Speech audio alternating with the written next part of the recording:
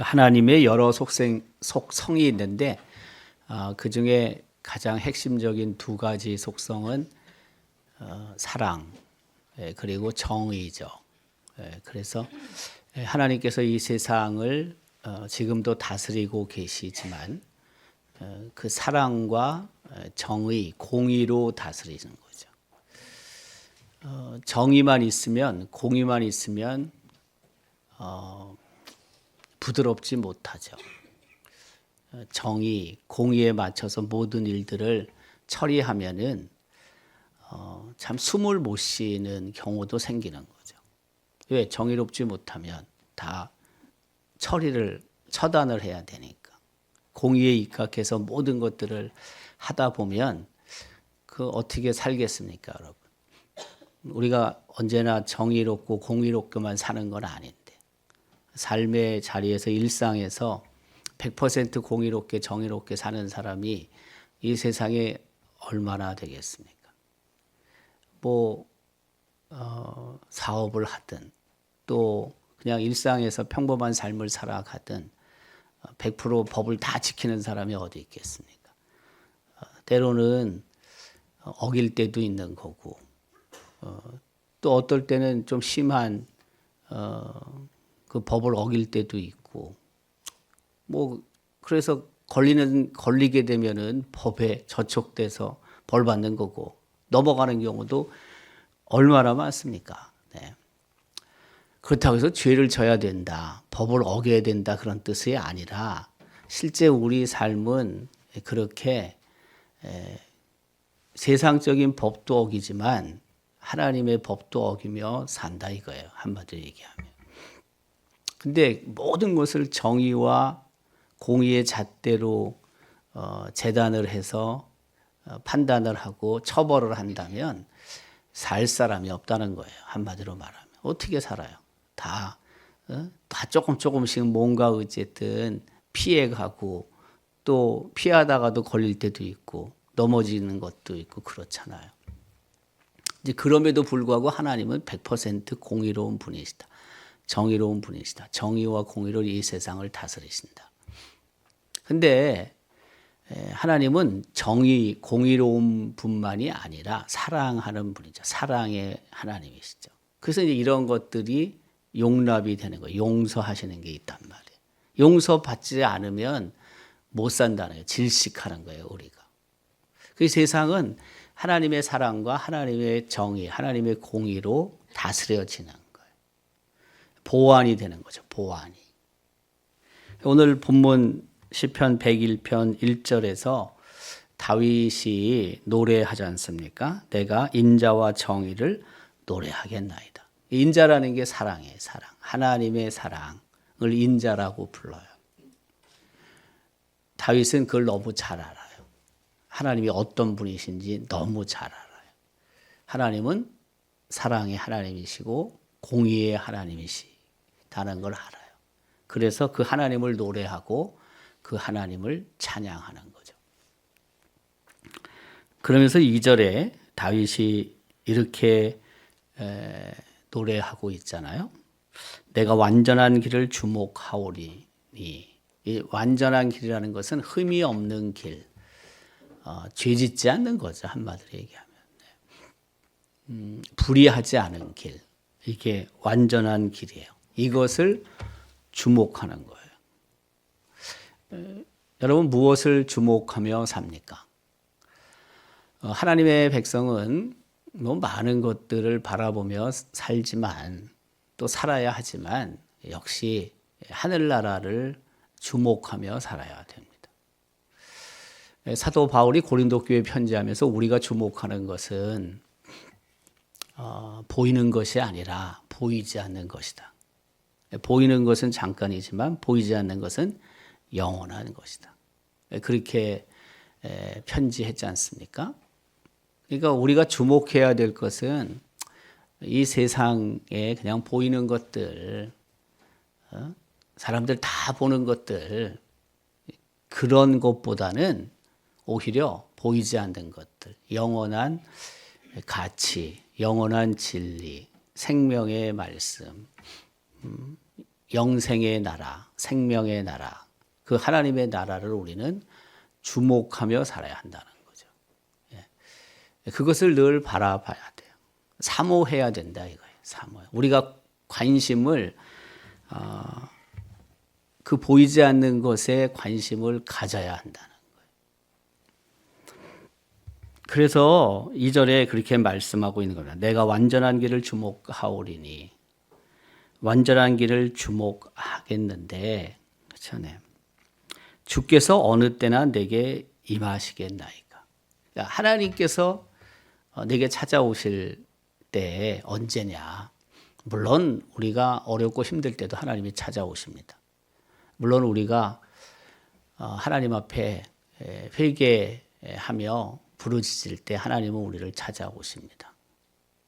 그런데 하나님이 기분 좋게 찾아오실 때는, 유쾌하게 찾아오실 때는 완전한 길, 흠이 없는 삶, 죄 짓지 않는 삶, 공의로운 삶, 그런 삶을 살아갈 때 칭찬하시기 위해서 하나님이 오시겠죠. 아무래도. 주께서 어느 때나 내게 임하시겠나이까. 내가 완전한 마음으로 내 집안에서 행하리이다. 뭘 행해요? 완전한 길을 행해요. 흠이 없는 삶을 살고자 최선을 다하는 거죠. 뭐 피치 못해서 짓는 죄도 있죠. 그러나 알고 있으면서도 지는 죄도 많습니다. 그러니까 알고 있으면서도 짓는 죄는 줄여가야 하죠. 우리가 계속 줄여가야 하겠죠. 그래야지 하나님께서 기쁜 마음으로 우리에게 다가오시는 거죠. 우리도 마찬가지예요. 우리도 완전한 길을 추구할 때 흠없는 죄 없는 삶을 살고자 할 때 하나님 앞에 더 가까이 부담 없이 다가설 수 있죠. 그러면서 이제 단호하게 다윗이 말하고 있는 게 있어요. 그게 뭐냐면 완전한 길을 주목하고 완전한 길을 가겠다는 거예요. 그러면서 이러이러한 것들은 내가 끊겠다는 거예요. 이러한 일들은 내가 하지 않겠다는 거예요. 그게 3절이에요. 나는 비천한 것이라는 것은 다른 번역, 성경 번역을 보면 불의한 것, 사악한 것, 그런 뜻이에요. 나는 비천한 것을 내 눈앞에 두지 아니할 것이요. 그렇죠? 우리가 흔히 이제 견물생심이라는 사자성어가 있잖아요. 견물생심. 좋은 것을 보면 어때요? 자꾸 신경이 쓰이는 거예요. 유혹을 받는 거예요. 그래서 욕심이 생겨요. 욕심이 생기는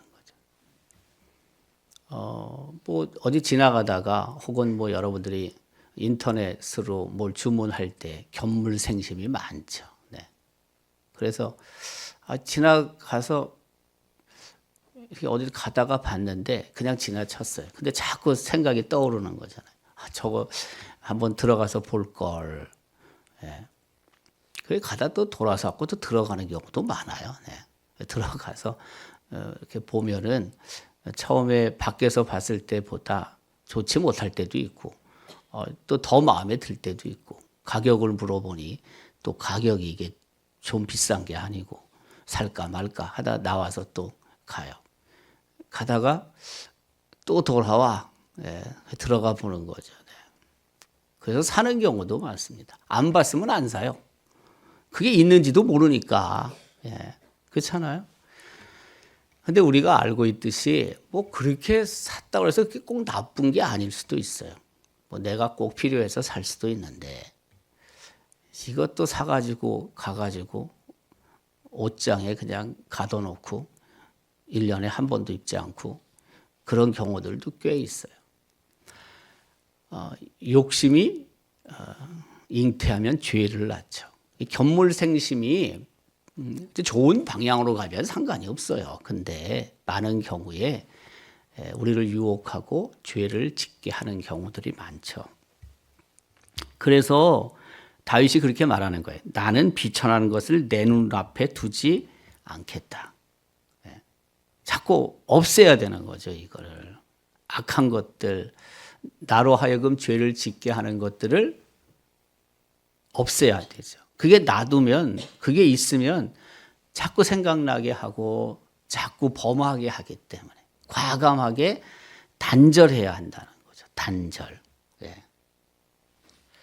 그걸 이겨낼 믿음과 이겨낼 능력이 있으면 뭐 옆에 두면 어때요? 100가지, 다른 사람은 그 100가지 나를 유혹하는 것들 100가지가 있으면 100가지 다 유혹당하는 사람이 있고, 어떤 사람은 정말 그걸 다 이겨내서 뭐 있든 말든 관계없이 그냥 정도를 지키고 믿음을 지킬 수 있고 죄를 범하지 않을 수 있다면 옆에 두고 살아도 괜찮아요. 네. 근데 보통은 그렇지가 않다고요. 그게 없으면 그래도 죄를 덜 짓는데 있으면 쉽게 죄를 지니까. 그래서 비천한 것을 내 눈앞에 두지 않겠다고 말하는 거예요. 이게 다윗이 그러니까 지혜로운 거예요. 다윗은 자기의 약함을 알아요. 이게 있으면, 이게 곁에 있으면 내가 범죄할 것 같으니까. 이어지잖아요. 배교자들의 행위를 내가 미워하오리니 나는 그 어느 것도 붙들지 아니하리라. 배교자들, 불신자들, 믿지 않는 사람들, 하나님을 모르는 사람들, 그 사람들을 미워하겠다는 거예요. 여기서 뭐 미워한다는 게 우리 그런 의미의 미워하기보다는 그 믿음 없음을 미워하는 거죠. 근데 믿음 없는 사람과 또 옆에 있으면 나도 자꾸 그렇게 끌려가요. 그 친구들의 생각과 내 생각이 다르거든요. 그들의 삶의 방식과 나의 삶의 방식이 다르거든요. 근데 친하게 지내다 보면 어때요? 그 친구들이 요구하는 것을 하나 둘씩 해줘야 되거든요. 이게 또. 근데 나하고 안 맞아요. 내 삶의 믿음을 갖고 있는 사람의 삶의 방식과 안 맞는 게 많다고요. 그 따라서 하는 거예요. 뭐 다는 아닌데. 근데 하다 보면 어떻게 돼요? 역시 완전한 길로 못 가요. 흠이 있는 범죄하는 자리에 서게 되는 거예요. 그래서 예수 믿는 사람들이 시간이 지나가면서 예수 믿지 않는 친구들과 잘 못 만나는 거예요. 점점 못 만나게 되는 거예요. 그렇게 그저 뭐 고등학교 때, 중학교 때, 뭐 학교 다닐 때는 하루도 못 보면은 안 될 친구들도 점점 이제 갈라지는 거예요. 길이 다른 거예요, 길이. 같이 어떻게 만나도 얘기하는 게 다 주제가 다르거든요. 주제가 다르지. 또 생각하는 것도 많은 차이가 있지. 또 하는 일도 달라요. 하는 일도. 그리고 우리가 만나야 되는 날짜, 시간도 달라요. 그렇잖아요. 우리는 아무래도 주일을 사용을 해야 되고 또 토요일도 아무래도 주일을 또 준비해야 되는 부분도 없잖아 있고 하다 보니까 주일 밤에 오랜 시간 동안 늦게까지 있다 보면 주일을 제대로 우리가 못 지키거든요. 이게 주일이 부담이 되는 거죠. 더욱이 주일에 뭐 좀 여러 부분에 있어서 봉사해야 되는 부분 사람들은 교회 안에서 토요일 늦게까지 함께 세상적인 그런 이야기를 하고 세상적인 놀다가 피곤하고 아침부터 교회 와서 이런저런 섬김을 해야 되는데 그걸 못하는 거죠. 예를 들어서 우리 일부 주일 일부 예배 시 찬양대가 7시 전에 와야 되는데 그럼 여러분 토요일 날 밤 10시 11시까지 있다가 그 주일 일부 예배 찬양대 쓸 수 있겠습니까? 잘 생각해 보십시오. 어려운 거죠. 시간적으로도 어렵고요. 그 토요일 밤에 그렇게 한 이야기들과 행동들이 자연스럽게 주일 찬양할 때도 연결이 되기 때문에 그 찬양이 제대로 되겠냐 이거예요. 그 찬양이 세상 노래가 아니잖아요. 영의 노래잖아요.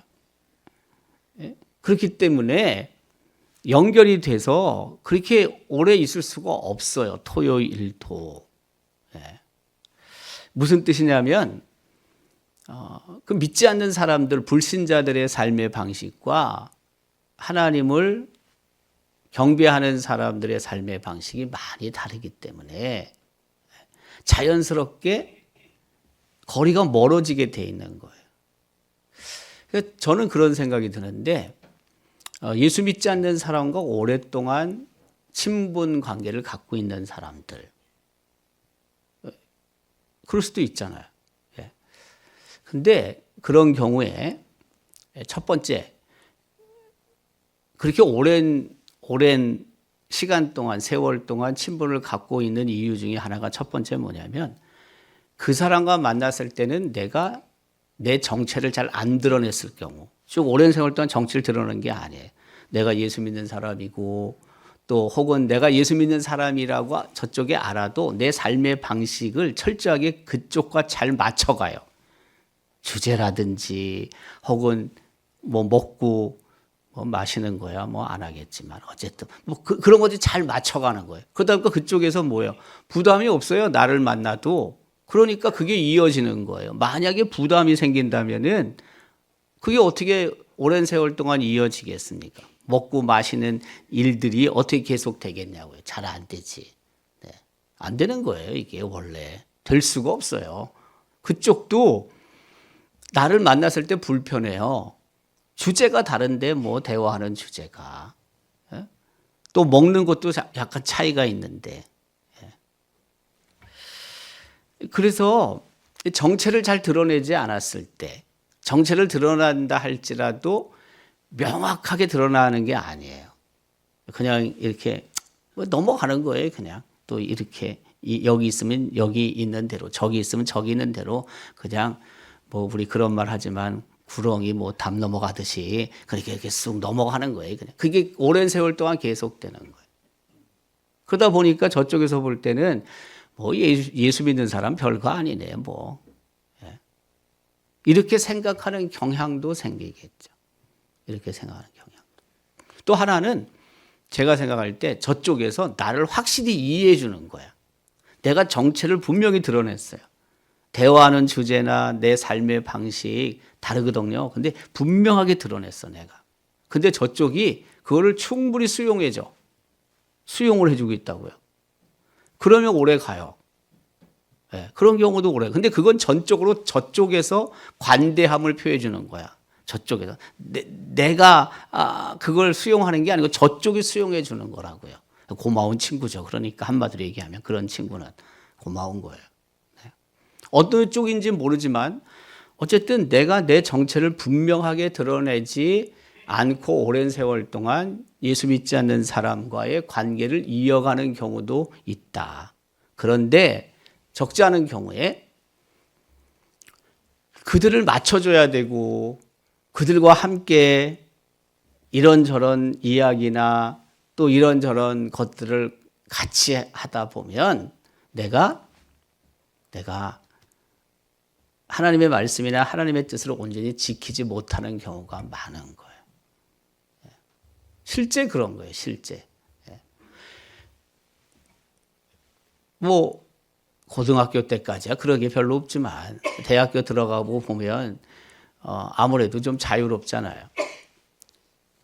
그러니까 신학에 입문을 하고 또 학교를 다니고 졸업하고 교회를 섬기고 그러니까 이 이전까지는 물론 믿음 안에서 살라고 그 그리스도인들이 애를 쓰지만 그러나 아무래도 좀 자유로운 그런 환경 속에서 그런 범하는 죄들이 좀 더 있을 수 있죠. 네, 아무래도.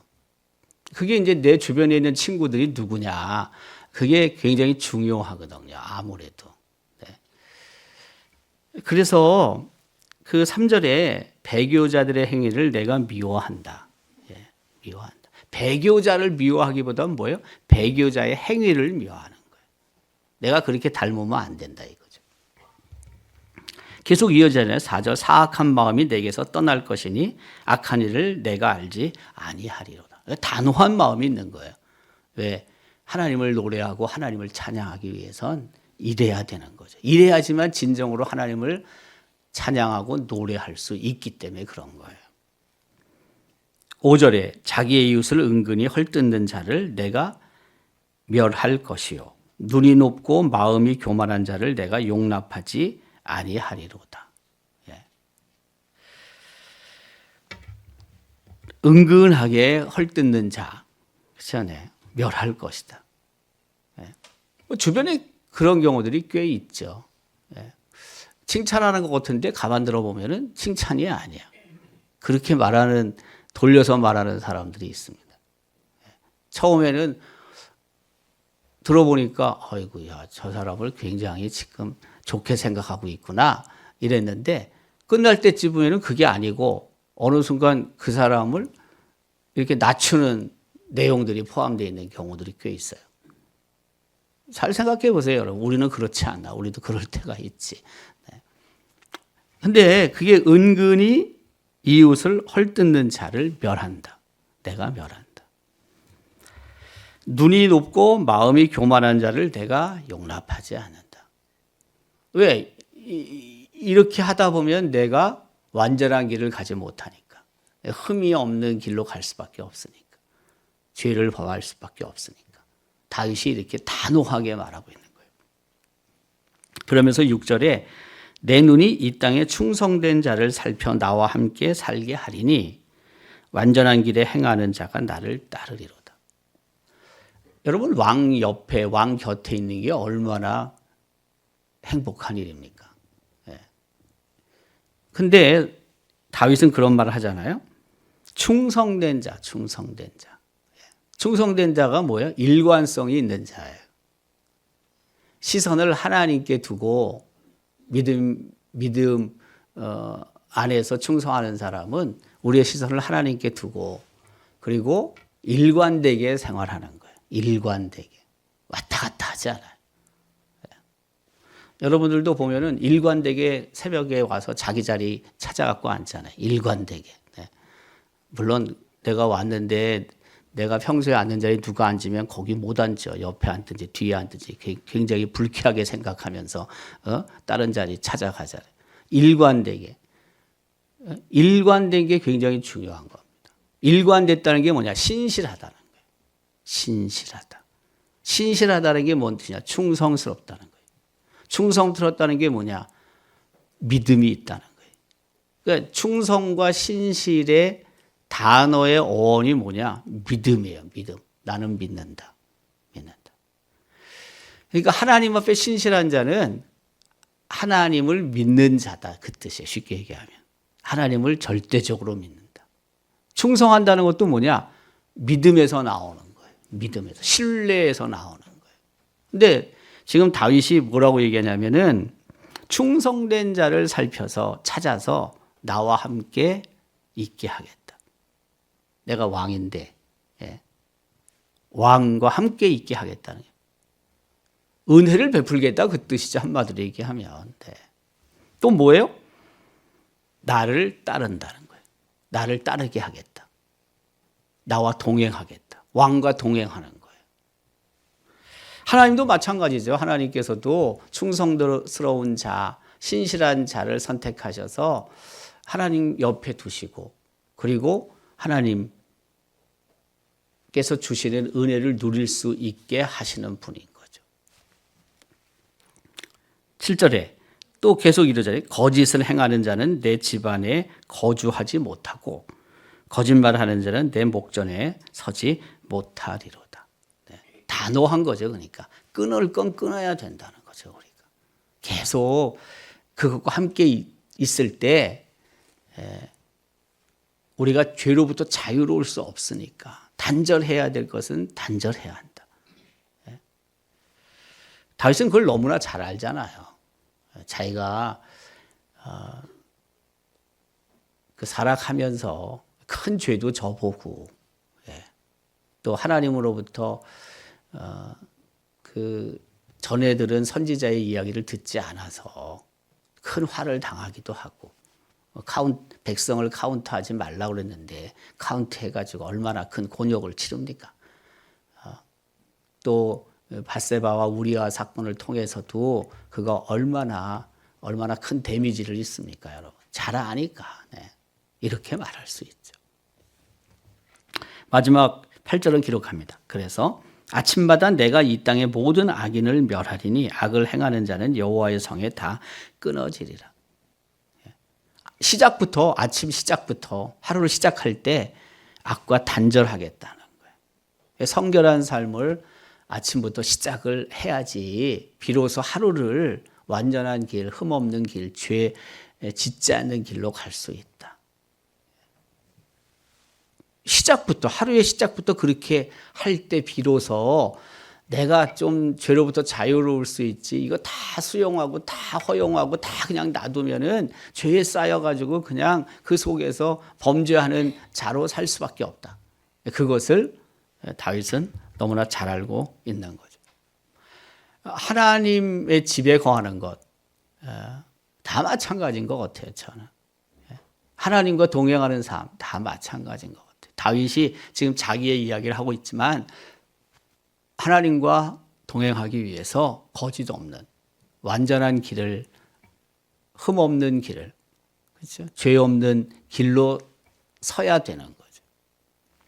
그때 비로소 우리가 하나님의 집에 거할 수 있고 하나님을 온전히 따르는 자가 될 수 있고, 그렇죠? 그래서 하나님께서 기뻐하실 만한 그런 자로 또 다시 우리가 설 수 있는 거 아니겠습니까? 오늘 다윗이 이 본문을 통해서 우리에게 주는 교훈이 있습니다. 삶의 자리에서 죄를 멀리하자. 죄와 단절하자. 그러기 위해서는 우리가 단호함이 필요하다. 단호함. 좀 불편할 수 있어요. 그렇게 단절하고 그렇지 않은 삶을 살기 위해서는 불편하기도 하고 힘들기도 해요. 근데 그 길을 걷는 게 맞는 거죠. 나한테 좀 불편한 삶, 불편한 시간이라 할지라도 그렇게 살아가야 하는 게 맞는 거죠. 오늘도 하나님께서 우리가 더욱 성숙한 그리스도인으로 하나님의 백성으로 살기를 원하고 계시는데 하루하루 살아가면서 어제보다 오늘보다 내일이 더 하나님의 마음에 합한 자로, 더 성장하고 성숙한 믿음을 갖는 자로 살 수 있기를 주님의 이름으로 기원합니다.